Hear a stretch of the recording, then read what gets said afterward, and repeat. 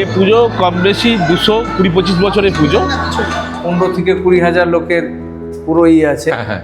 আপনি দেখুন দুটো ফ্লোরে বসানো হয়। দুটো ওপরের ফ্লোরটাও চলে, first floor, second floor. Chandannagar বা কৃষ্ণনগরের যেমন জগদ্ধাত্রী পুজো, বাঁশবেড়িয়া বা কাটোয়ার যেমন কার্তিক পুজো, আর এই কানলা শহর, ঐতিহ্যময় কানলা শহরের প্রধান পুজোর নাম হচ্ছে মহিষমর্দিনী পুজো।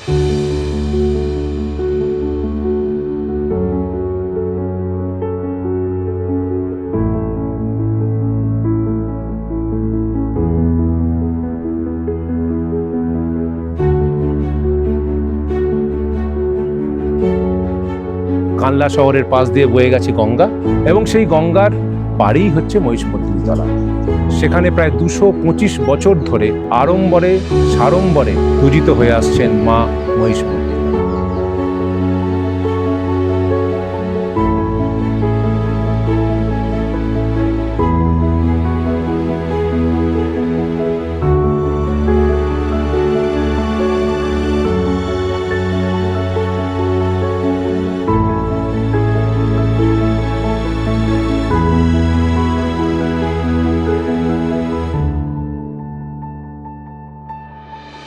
আমাদের সঙ্গে রয়েছেন মহিষমর্দিনী পুজো কমিটির সেক্রেটারি অমরজ্যোতি কুণ্ডু। আমরা তার সাথে কথা বলবো একটু। অমরজ্যোতিবাবু, এই যে পুজো কত বছরের পুজো? এ পুজো কম বেশি 220-25 বছরের পুজো। 220-25 বছরের আগেকার পুজো। এই পুজো একটা ঐতিহ্য আছে এবং ইতিহাস আছে।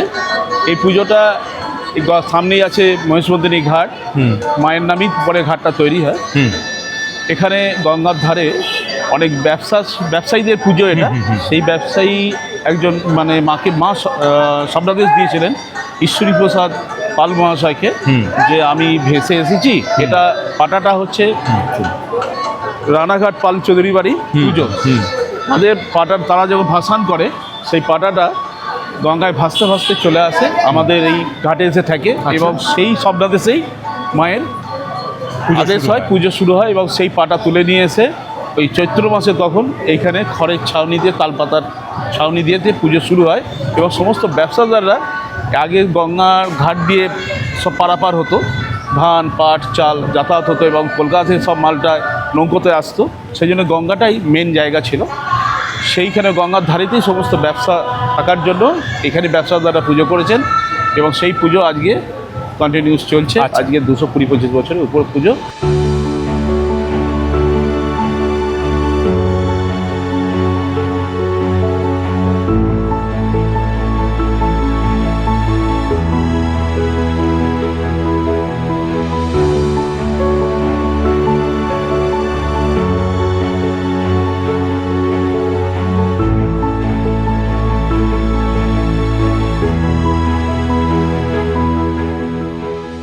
আপনি এখন প্রধান পুরোহিত। 30 বছর আমি প্রধান পুরোহিত, আর তার 30 বছর আগে ওই চণ্ডীপাঠ করতাম। মায়ের কি কোনো বিশেষত্ব আছে? পুজোর কোনো বিশেষত্ব আছে? হ্যাঁ, বিশেষত্ব তো আছেই। হ্যাঁ। ইয়ং কাম হয়তে চিন্তং তং তং প্রাপ্নতি নিশ্চিতম। যে যা মাকে বলে যায়, মা তাই তাকে দেয়। এই হচ্ছে আমাদের বিশেষত্ব। পূজার আচারে কোনো মানে অন্যান্য পুজোর থেকে আলাদা এই ধরনের কিছু আছে? তান্ত্রিক পুজো। তান্ত্রিক? হ্যাঁ, এটা কালী পুজোর মতনই হবে সব।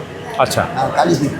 আচ্ছা, এই যে আমরা দেখতে পাচ্ছি দুটো সখী, এখানে মা আছেন মহিষমর্দিনী রূপে, কিন্তু তার যে পরিবার সেটা নেই।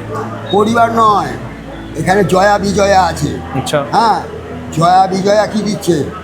আমরা যেমন দুর্গা পুজোর পর মা লক্ষ্মীর কাছে অর্থ চাই, মা সরস্বতীর কাছে বিদ্যা চাই, এখানে বিজয়ার কাছে আমার সব জায়গায় যেন বিজয়, আমি যেন কোথায় পরাজিত না হই।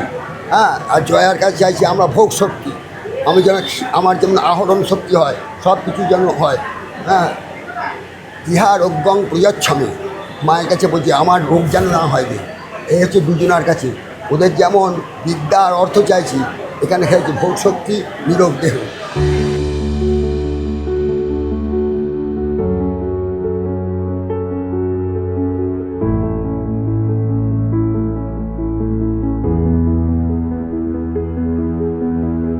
প্রশাসন কম বেশি 500 থেকে 550 পুলিশ এবং সিভিক 200-250 সিভিক দিয়ে এই পুজো ওনারা মেনটেন করেন, এবং ওনাদের হাতেই সমস্ত কিছু থাকে।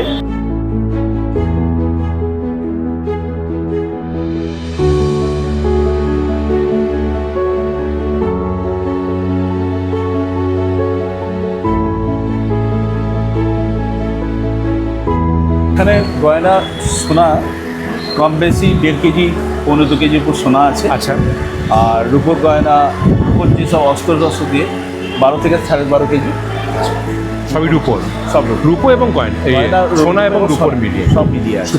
ষষ্ঠীর দিকে পরানো হয়, এটা ব্যাংকের লকারে রাখা হয়। ব্যাংক থেকে লকার থেকে প্রশাসনের মাধ্যম নিয়ে আসা হয় এবং দশমীর দিনকে পর্যন্ত থাকে। দশমীর দিনকে সকালবেলা পুজো হয়ে যাওয়ার পরে এই গয়না খুলে আবার ঠিকানা যেখানে অর্থাৎ আমাদের লকারে নির্দিষ্ট স্থানে আবার পৌঁছে রাখা হয়।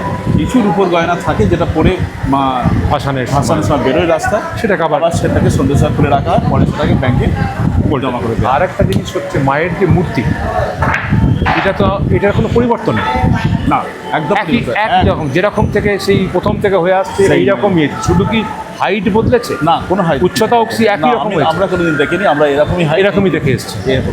আচ্ছা, চাঁদ সওদাগরের আমল থেকেই এই গঙ্গা ধরে চলতে ব্যবসা বাণিজ্য। এখনও এখানকার ব্যবসায়ীরা মা মহিষমর্দিনীর কাছে প্রার্থনা করেন যেন সারা বছরের ব্যবসার ফসলটুকু ঘরে আনতে পারে।